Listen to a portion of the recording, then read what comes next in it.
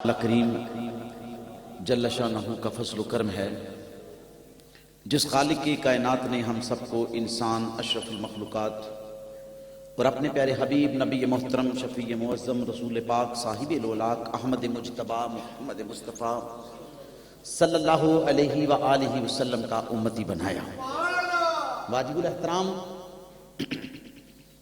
اللہ کریم نے حضرت سلیمان علیہ السلام کو وحی فرمائی، سمندر کے کنارے آؤ، میری قدرت کا نظارہ دیکھو۔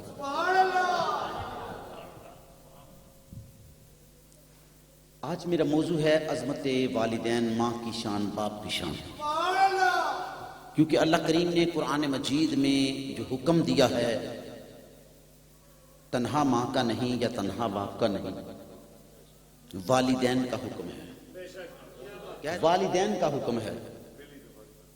واجب الاحترام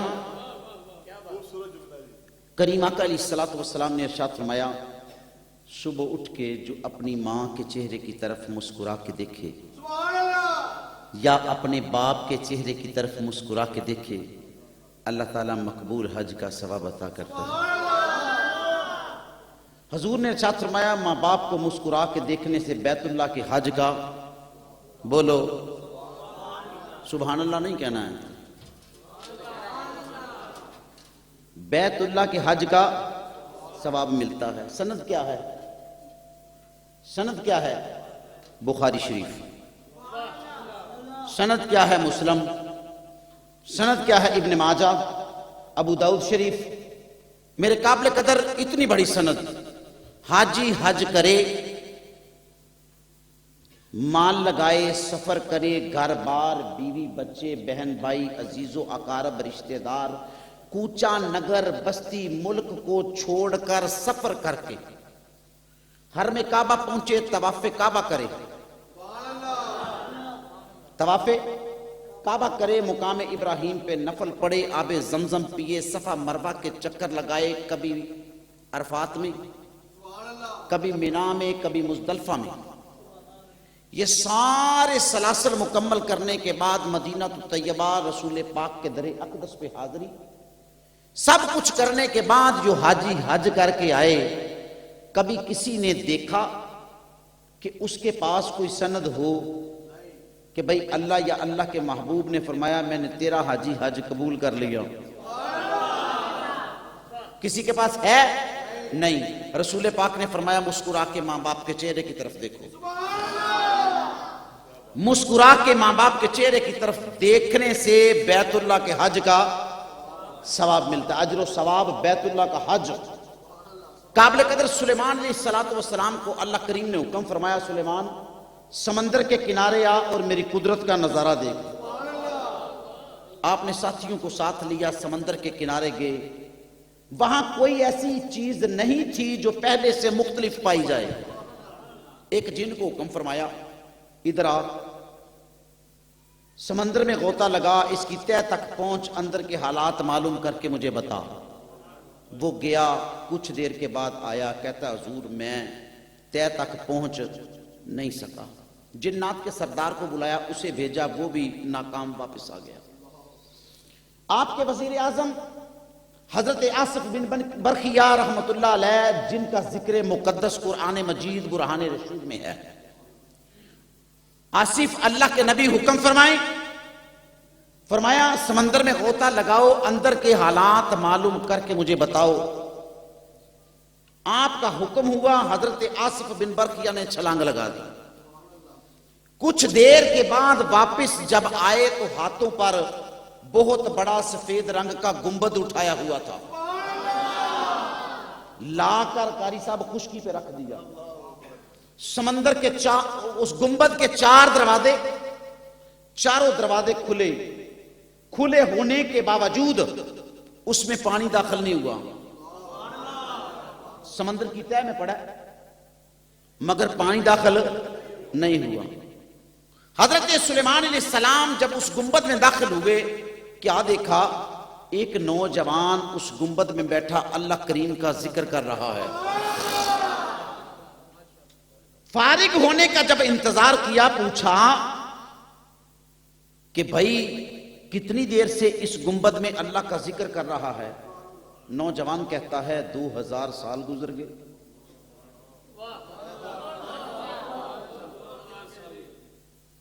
بات سمجھ میں آئے گی، میرے ساتھ ذرا تھوڑا سا سفر کرو۔ 2000 سال گزر گئے، کہا کس کا امتی ہے؟ ابراہیم کا امتی ہوں۔ پوچھا اس گنبد میں کھانے پینے کا انتظام کیسے ہوتا ہے؟ کہا جی ایک سبز رنگ کا پرندہ آتا ہے، اس کی چونچ میں کوئی زرد رنگ کی چیز ہوتی ہے، مجھے دیتا ہے، میں کھاتا ہوں، تمام جہانوں کی نعمتوں کی لذت اس میں موجود ہوتی ہے۔ پوچھا پیشاب پخانے کا کیا کرتا ہے اس گنبد میں؟ کہا حضور واللہ اللہ کی قسم اٹھا کے کہتا ہوں کہ 2000 سال گزر گئے، آج تک کبھی حاجت ہی نہیں ہوئی۔ پوچھا اب یہ بتا، آخری سوال ہے، پوچھا اب یہ بتا کس عمل کے سبب تجھے یہ اللہ کریم نے انعام سے نوازا ہے؟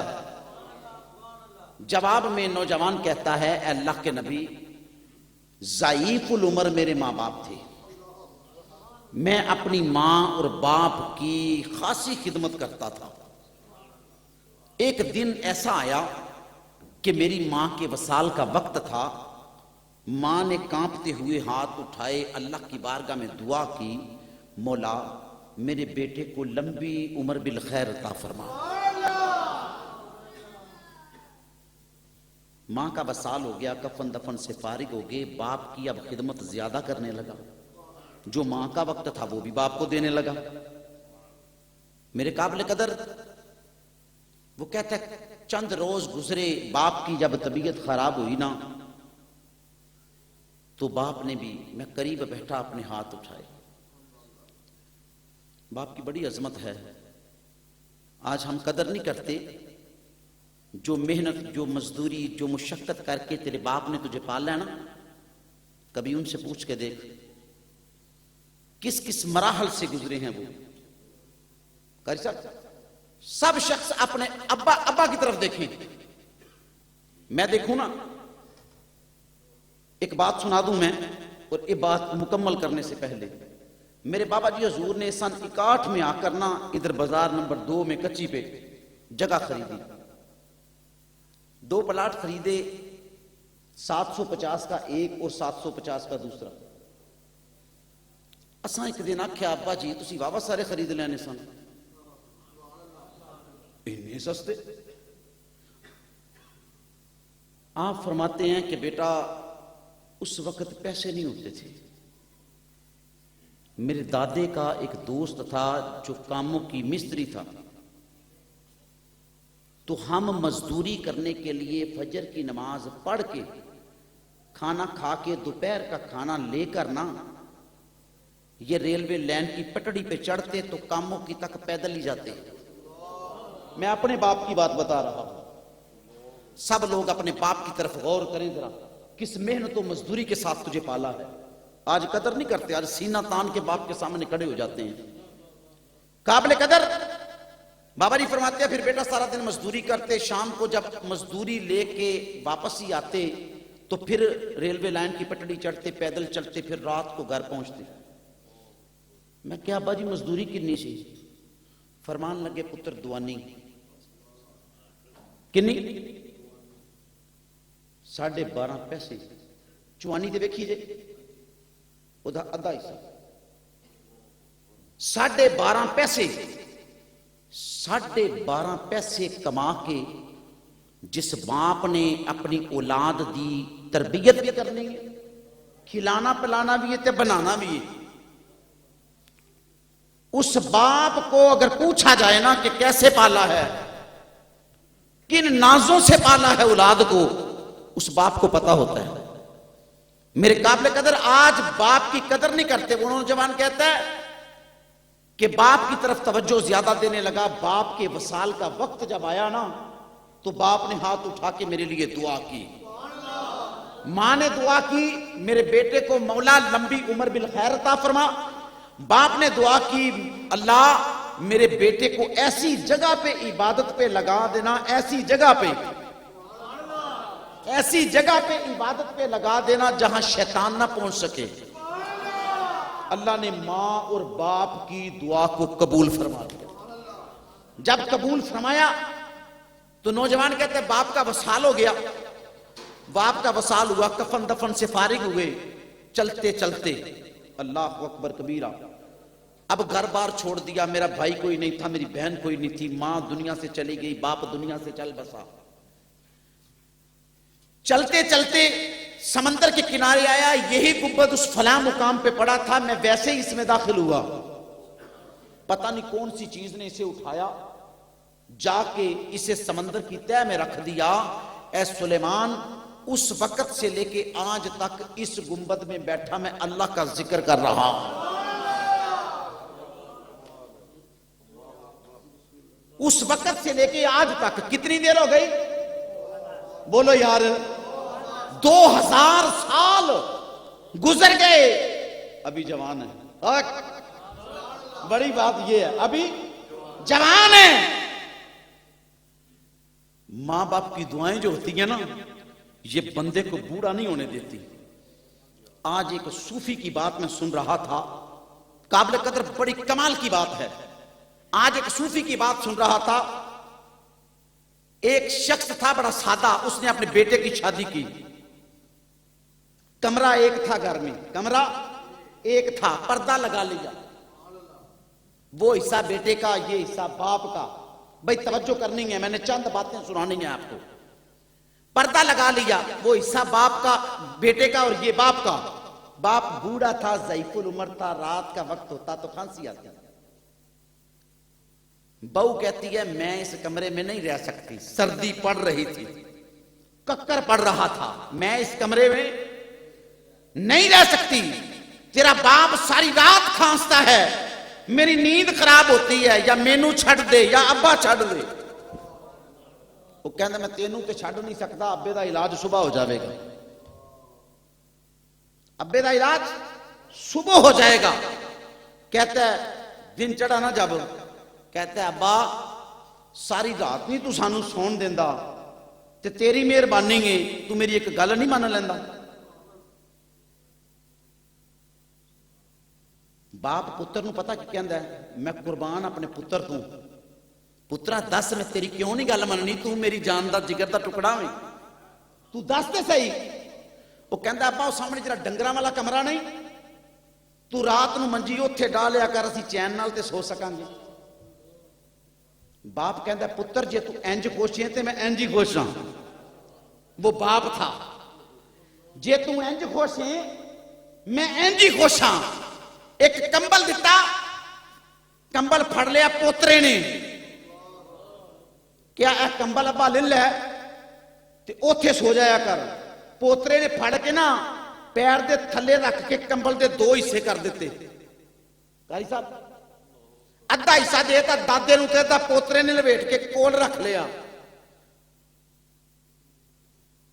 تے باپ کہندا پتر نو, بابے دے پوترے نو, باپ پتر نو کہندا ادھا کیوں رکھیا ہی, پاڑیا کیوں ہی؟ انہاں کہا ابا میں سانبھ کے رکھنا ہے. انہاں کہا کیوں؟ انہاں کہا اس کر کے سانبھ کے رکھنا ہے, جدو تو بڈھا ہوئے گا نا میرا بیاہ کریں گا, جدو تینوں کھانسی لگے گی تے تینوں تیرے واسطے میں کمبل رکھے ہے, تینوں بھی میں سامنے ڈنگراں والے کمرے چ واڑنا ہے. کیتا ہی لینا ہے. میرے قابل قدر اس نوجوان کی آنکھوں سے آنسو نکل گئے. وہ بچے کو کہتا ہے یہ بات کیسے کی؟ اس نے کہا تجھے نہیں پتا ابا, یہ قانون اور دستور ہے, اگر زمین میں گندم لگائے گا تو یہ نہ کہ میں چاول کاٹتا رہوں گا, گندم لگائے گا تو گندم کاٹے گا. میرے قابل قدر رسول پاک صلی اللہ علیہ وآلہ وسلم نے اسی لیے ارشاد فرمایا کہ مسکرا کے دیکھو آپ کے ماں باپ کے چہرے کی طرف, اللہ تعالیٰ تجھے مقبول حج کا ثواب عطا فرمائے گا. آج بیٹا باڈی بلڈر بنتا ہے تو باپ کے سامنے سینہ تان کے کھڑا ہو جاتا ہے, میرے میں بڑی جان ہے. میرے قابل قدر بات یاد رکھنا, ڈل جائے گی یہ جوانی, بڑی جوانی کے ساتھ کھڑا ہے نا, ڈل جائے گی یہ جوانی جس پہ تجھ کو ناز ہے. تو بجا لے چاہے جتنا, یہ تو 4 دن کا ساز ہے. باپ کے قدم چوما کر, ماں کے قدم چوما کر, ماں باپ کے قدم چومے گا حضرت امام حسن بصری رحمت اللہ علیہ اس روایت کو نقل کرتے ہیں، بڑی خوبصورت روایت ہے. فرمایا میں خانہ کعبے میں بیٹھا ہوا تھا، میں بیت اللہ میں بیٹھا. کہا ایک بندہ جس نے ایک بڑی سی گٹھڑی باندھی ہوئی، پیچھے جیسے بچے بیگ ڈالتے ہیں نا جی، ایسے بیگ ڈالا ہوا گٹھڑ کا بیگ ڈالا، اس کے اوپر چادر دی ہوئی، پتہ نہیں کیا ہے اس گٹھڑی میں. وہ چکر لگا رہا ہے، لبیک اللہم لبیک، وہ چکر لگا رہا ہے. حضرت امام حسن بصری کہتے ہیں کہ جب وہ فارغ ہوا میں نے کہا نوجوان وہ اتنا وزن چک کے چکر لانا ہے دے وچ ہے کی آ وہ کیا رکھا ہے اس میں. اس نے نیچے بیٹھ کے جب وہ گٹھڑ کھولا نا تو اس گٹھڑ میں اس کی ماں تھی، ٹانگوں سے معذور اور بازوؤں سے معذور. ماں کا گٹھڑ باندھا. ماں نے ایک مرتبہ کہا شام کی رہنے والی ماں، ماں نے ایک دفعہ کہا پتر میرا دل کر دے میں حج کرنا، میرا دل کر دے میں حج کرنا. پتر نے کہا ماں جان بھی قربان ہے تیرے واسطے، میں تیار ہاں. کیا ماں دیاں لتاں بھی کم نہیں کر دیاں تے باواں بھی کم نہیں کر دیاں، میں گٹھڑ بن کے پیچھے پا لیا ہے، چادر اس کر کے اتے پائی ہے، میری ماں پردہ بڑا کر دی ہے. ہائے ہائے ہائے، میری ماں پردہ بڑا کر دی ہے. حضرت امام حسن بصری رحمت اللہ علیہ دے قریب ہو کے نوجوان پوچھدا ہے کہ بابا جی جیڑا میرے ماں دا میرے اتے احسان سی، میں شام چوں